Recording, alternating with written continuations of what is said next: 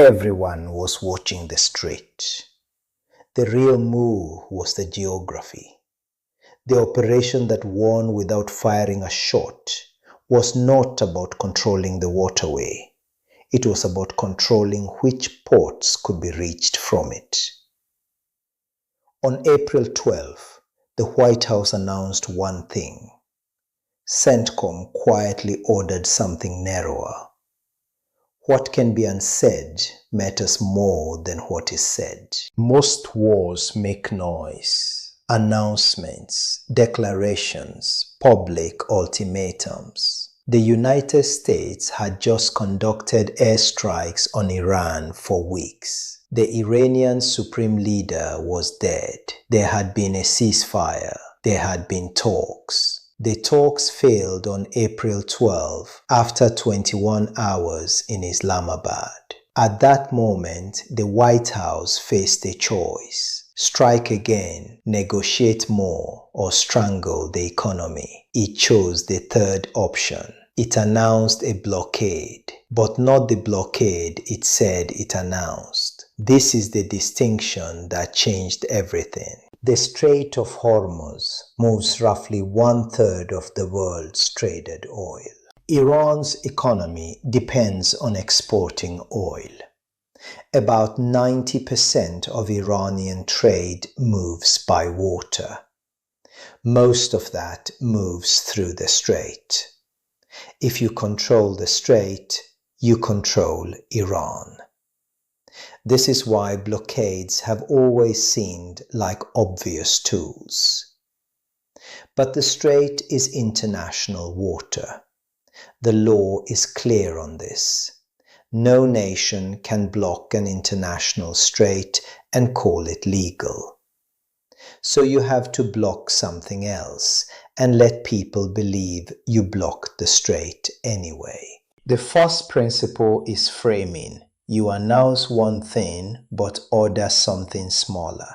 The White House said it was blockading the Strait of Hormuz itself. CENTCOM said it was blockading Iranian ports. The difference is a legal fictionality. But that legal fictionality was the entire operation. If you block a country's ports directly, you are still within UNCLOS. If you block a strait itself, you have violated international law. The second principle is distance. You do not put your ships inside the Persian Gulf. You position them outside, in international waters. Modern sensors let you see thousands of miles. You can track a ship heading for an Iranian port from the moment it leaves a foreign port. You do not need to be close. You can be far away and still prevent the ship from reaching its destination. The third principle, and the most misunderstood, is the economy of effort. You do not need to board every ship. You do not need to fire on anything. You simply report your position to every ship at sea and tell the captain, turn around. 8 tankers turned around. They did not want to be the first to test whether you meant it. The Romans blockaded Carthage once. That was in the 3rd century before Christ. The Carthaginians had a powerful navy. Rome did not. So Rome decided to blockade Carthage's ports using a distant fleet. Rome would build ships, sail them out, wait, and enforce the blockade from offshore. Carthage could see the Roman ships, but could not defeat them without leaving its harbor. If Carthage left the harbor to fight, the blockade succeeded because the ports became undefended. If Carthage stayed in harbor, the blockade succeeded because no ships could leave. This took decades. It worked. Carthage starved. No single battle won the war. The patience did. What Rome began, the British perfected. Before the First World War, the British Royal Navy developed something called the distant blockade. They had learned that a close blockade, ships sitting right outside an enemy harbor, was vulnerable to mines, to small boats, to attack. Instead, they held position far out to sea. They monitored all the shipping lanes and sank or turned back anything bound for Germany. The blockade was distant. The effect was total. Germany lost the war largely because it ran out of food, materials, and fuel. The blockade worked across 4 years. About 400,000 German civilians died from hunger-related causes.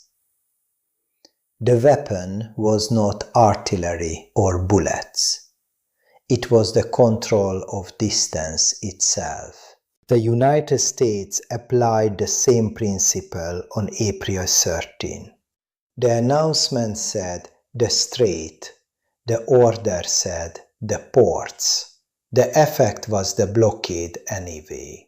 Most American warships stayed outside the Persian Gulf entirely. The closest monitoring happened far out in the wider Arabian Sea and the Gulf of Oman. A ship leaving an Iranian port could be tracked for thousands of miles before it reached the Strait. It could be turned around before it ever got there. The captain did not want to test whether a warship would actually fire.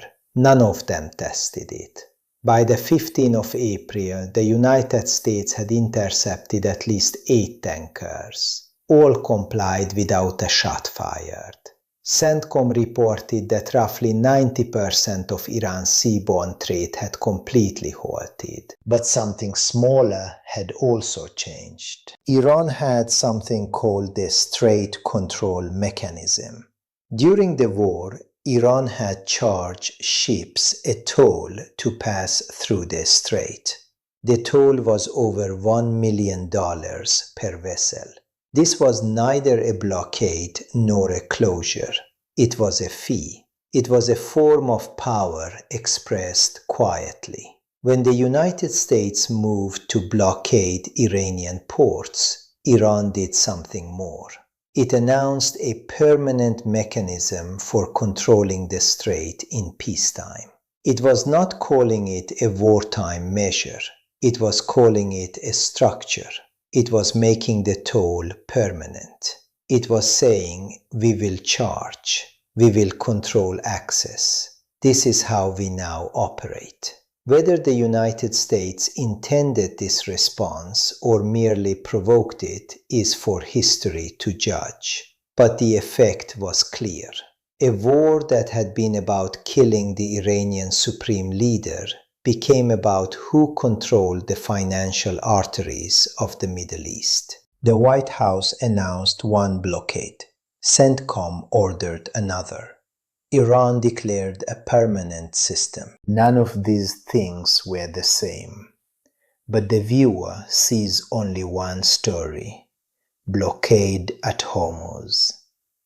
The viewer misses what was really being decided. It was not whether the Strait would be blocked. It was which portion of it would remain open, under whose terms, and who would collect the toll. The boundaries of power had been redrawn in ink that few could see. The map had been narrowed. No shots had been fired.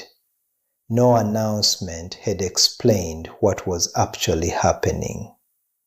This is how great powers operate when they have the patience to be quiet. They announce what everyone is watching. They order what nobody sees. They win before anybody knows the war has started. The winner is the one who redrew the map while everyone else was reading the last one.